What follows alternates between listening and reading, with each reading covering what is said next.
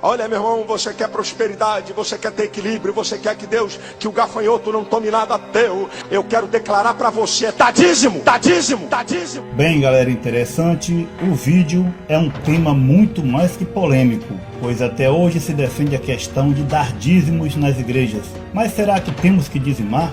Veremos agora. Todos prontos? Dízimo, a melhor explicação. Funcionava assim. Existiam 12 tribos em Israel, que são os 12 filhos de Jacó. Os historiadores dizem que eram 13 tribos, porque tinha os 2 filhos de José, Efraim e Manassés. Mas o certo é contar não os filhos, mas sim o pai. Depois que Moisés tirou o povo da servidão e levou para o deserto, o Senhor deu várias leis para serem cumpridas, e uma delas era que a tribo de Levi tomasse conta do sacerdócio e das coisas sagradas. Não poderiam trabalhar. Então foi ordenado que seus irmãos, ou seja, as 11 tribos que podiam trabalhar, dessem a 10ª parte dos seus animais e plantação, para que os levitas, que são os sacerdotes, pudessem se alimentar. Não só eles, mas também as viúvas, os órfãos, que existiam muito naquela época por causa da guerra. Também serviria para alimentar os necessitados e os estrangeiros.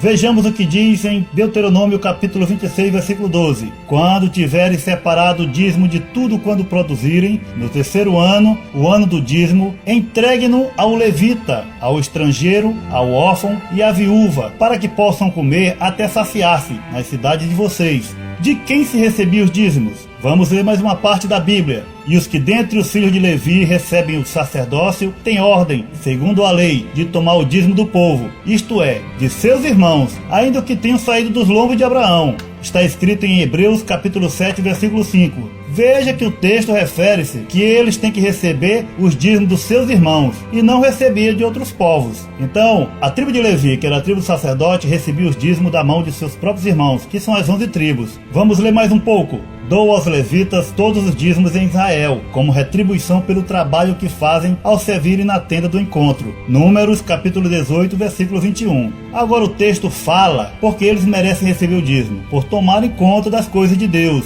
Mas como eles pagavam a dizima de seus bens, de mês em mês? Vejamos na Bíblia a palavra de Deus.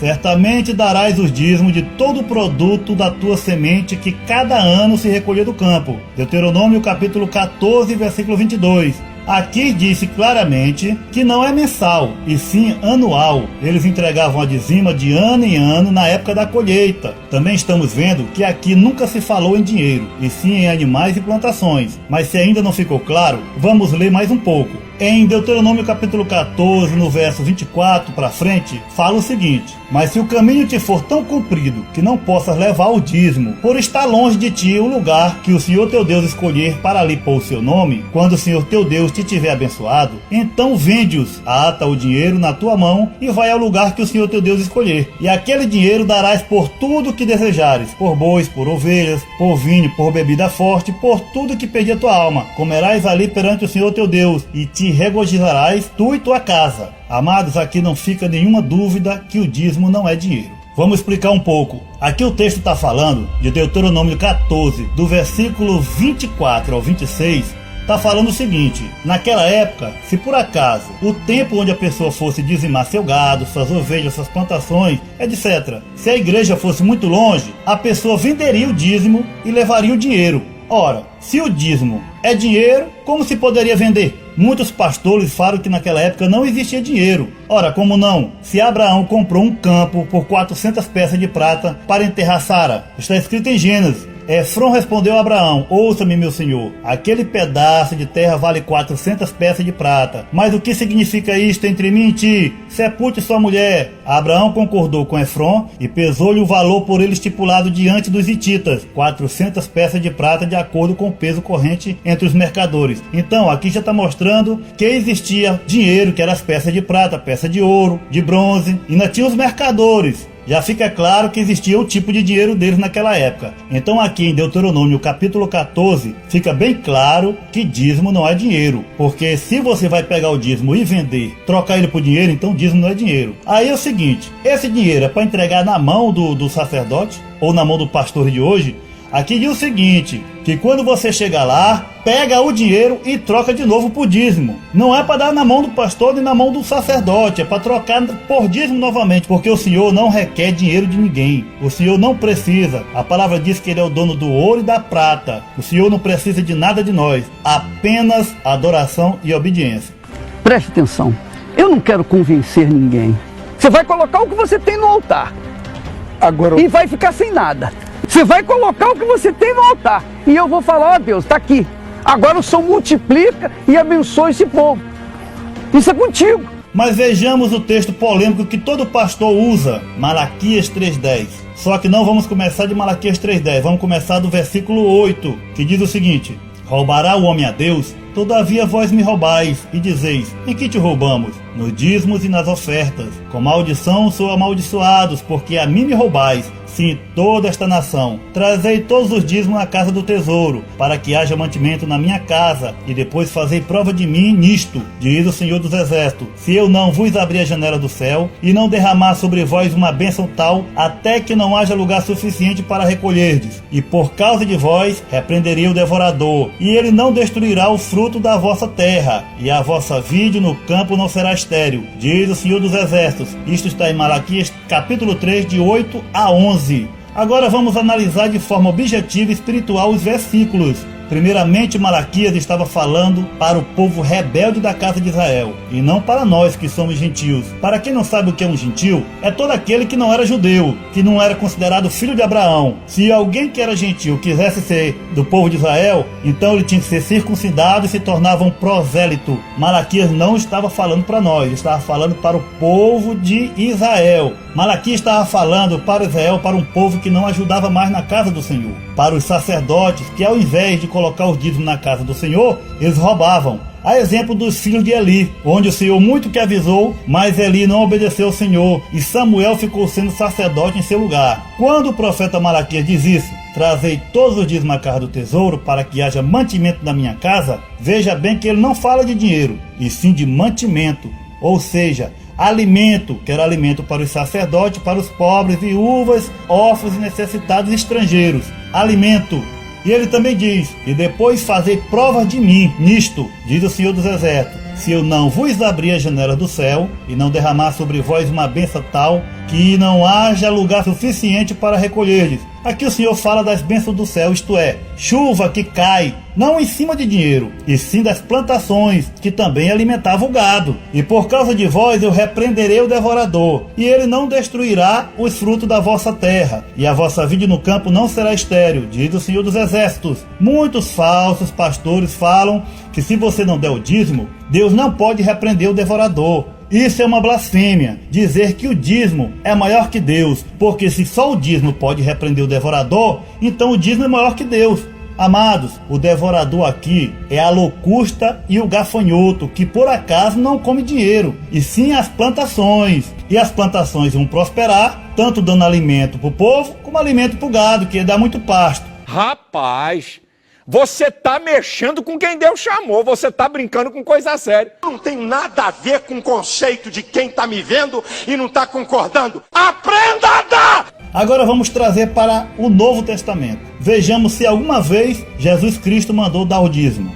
Querido, foi Jesus que falou sobre o dízimo. E eu vou ler para você o texto que Jesus falou sobre dízimo. Olha o que diz. Mateus 23. Muitos pastores, que às vezes nem sabem interpretar a Bíblia, e outros fazem por maldade, por ganância, usam esse texto de Mateus capítulo 23, versículo 23, que diz o seguinte: ai de vós, mestres da lei, fariseus hipócritas, vocês dão o dízimo da hortelã, do endro e do cominho, mas têm negligenciado os preceitos mais importantes da lei, a justiça, a misericórdia e a fidelidade. Vocês devem praticar estas coisas, sem omitir aquelas. Aqui os pastores dizem que Jesus mandou dar o dízimo, porque ele disse, vocês devem praticar estas coisas, ou seja, dar o dízimo, sem omitir aquelas, que é a fidelidade, misericórdia e justiça. Mas eles não explicam a verdade porque Jesus falou aquilo. É muito simples, porque ainda não era o Novo Testamento. Isso mesmo, os evangelhos de Mateus, Marcos, Lucas e João não são do Novo Testamento. Calma, eu explico. Vou ler para vocês Hebreus capítulo 9, do versículo 15 ao 17, que diz assim: Portanto, é Cristo quem consegue fazer uma nova aliança, para que os que forem chamados por Deus possam receber as bênçãos eternas, que o próprio Deus prometeu. Isto pode ser feito porque houve uma morte que livrou as pessoas dos pecados que praticaram, enquanto a primeira aliança estava em vigor. Onde há um testamento, é necessário provar que a pessoa que o fez morreu. Pois o testamento não vale nada enquanto estiver vivo quem o fez. Só depois da morte desta pessoa é que o testamento tem valor. Isso mesmo, enquanto Jesus estava vivo, ainda era o Velho Testamento. Isso mesmo, portanto Jesus não poderia ir contra as leis que Deus deu a Moisés.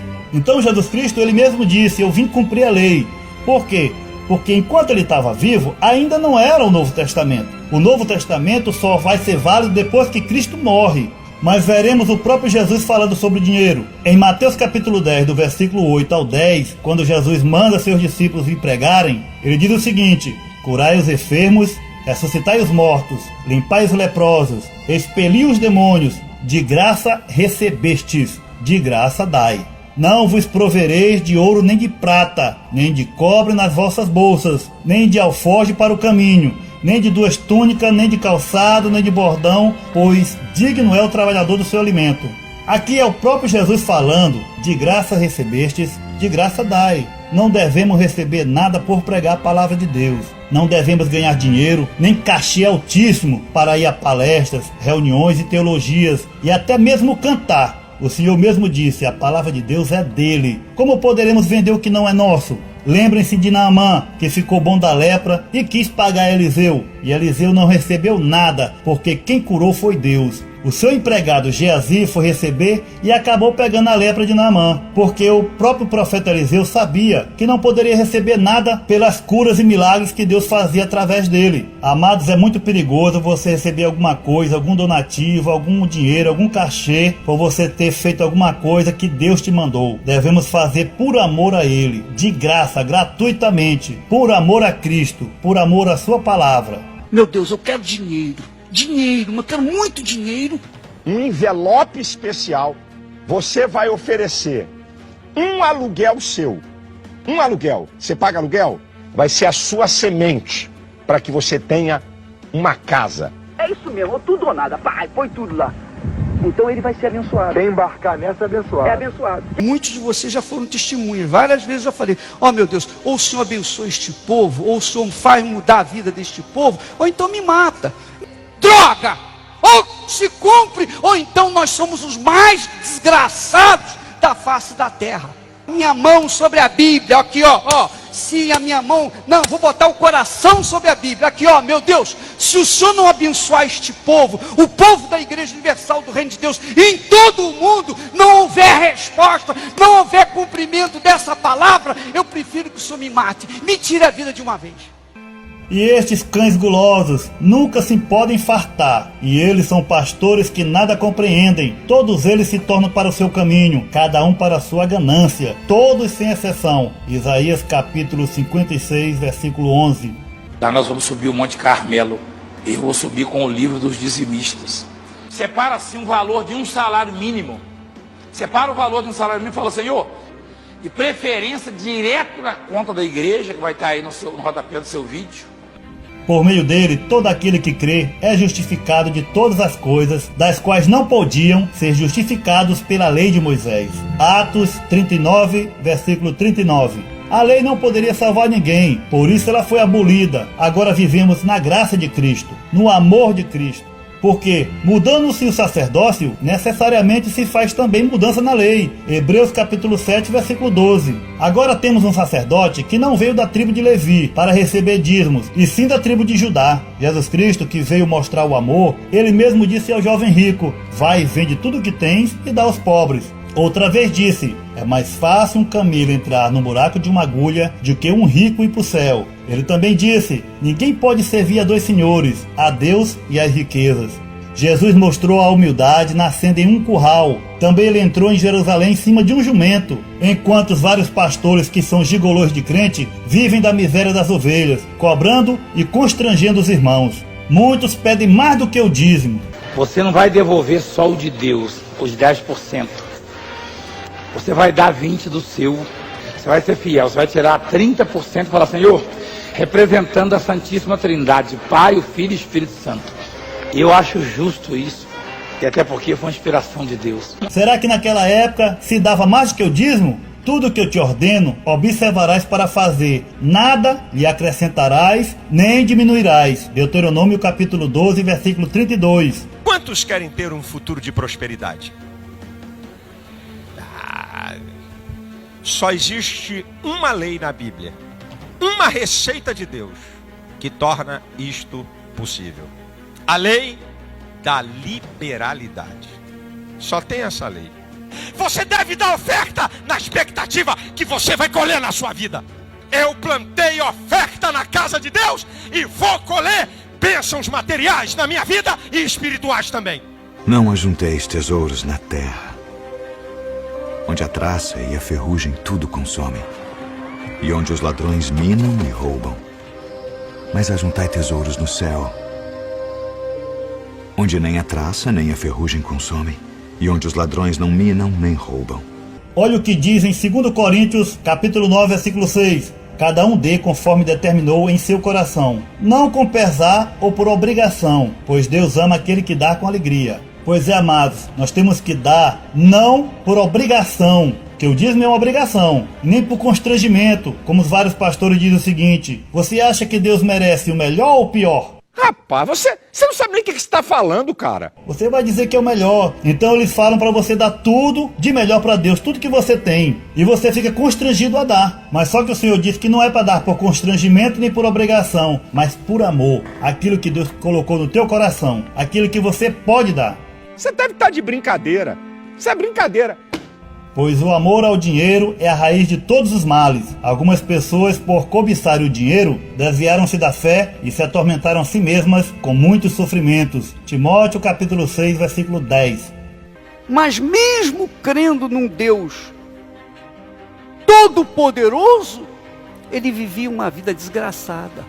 Ah, eu sou filho de Deus. Bom, se você é filho de Deus, Deus é rico. E você? Não, eu sou miserável. Se você tem essa fé viva no Deus vivo, então você tem que se revoltar. Pode se revoltar por minha conta, mas isso não é pecado?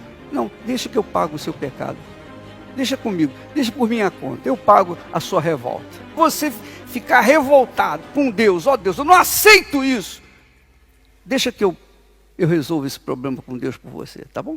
Agora você já deve estar pensando, será que os pastores devem receber salário?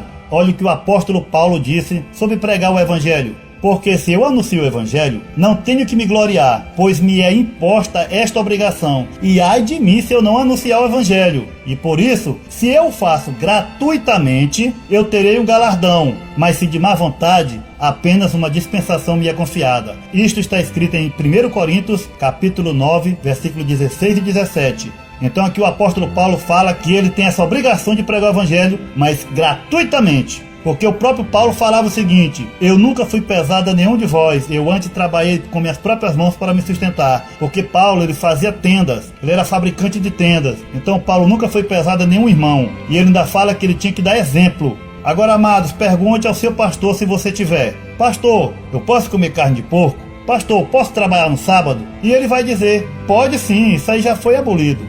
Aí você pergunta para ele: e o dízimo não foi abolido, que é da mesma lei? Mas alguns adventistas podem dizer que eles não comem carne de porco nem trabalham no sábado, porque ainda vivem na lei de Moisés, assim como muitos dos judeus de hoje. Mas isso é uma outra história. Mas eu vou dar aqui só um exemplo. Já pensou se todo mundo fossem da adventista de sétimo dia e ninguém trabalhasse no sábado? Quantas pessoas não morreriam? Iriam para os médicos, iriam para os enfermeiros, os policiais. Já pensou na bagunça? Não teria água e nem energia, pois os operários no sábado iam parar de trabalhar, não tinham ambulância. É só pensar um pouco. Será que Deus quer isso mesmo? Não teria água e nem energia, pois os operários iam parar de trabalhar no sábado. Então ia ficar tudo na escuridão. Você vê que o adventista não quer trabalhar no sábado, mas quando ele chega em casa à noite, ele quer acender a luz. Então ele vive pelo pecado dos outros, porque tem gente trabalhando no sábado, para poder aquela energia estar ligando ali. Ele quer viver pelo pecado do outro. Então, amado, será que Deus quer isso mesmo?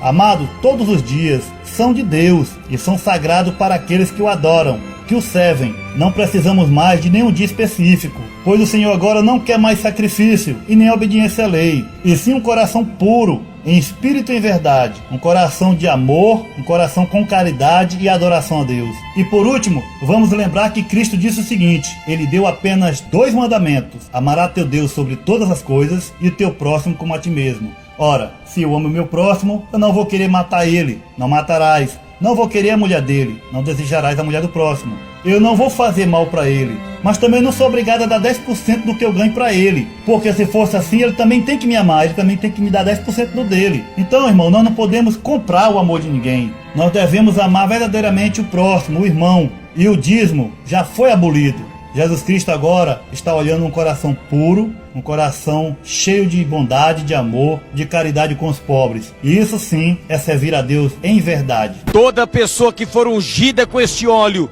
ele vai receber o dom de adquirir riquezas. Se eu estou ensinando uma coisa para vocês, eu tenho que ter na minha vida o exemplo do que eu estou ensinando. Meu dinheirinho. Tem que dar. Você tem que dar. Eu vejo um anjo aqui com a espada de fogo na mão. E ele vai cortar uma meia dúzia de cabeça aqui, para quem não dá oferta. O cristão não é reconhecido ou conhecido por aquilo que recebe. O cristão é conhecido por aquilo que ele doa. Essa é a minha fé.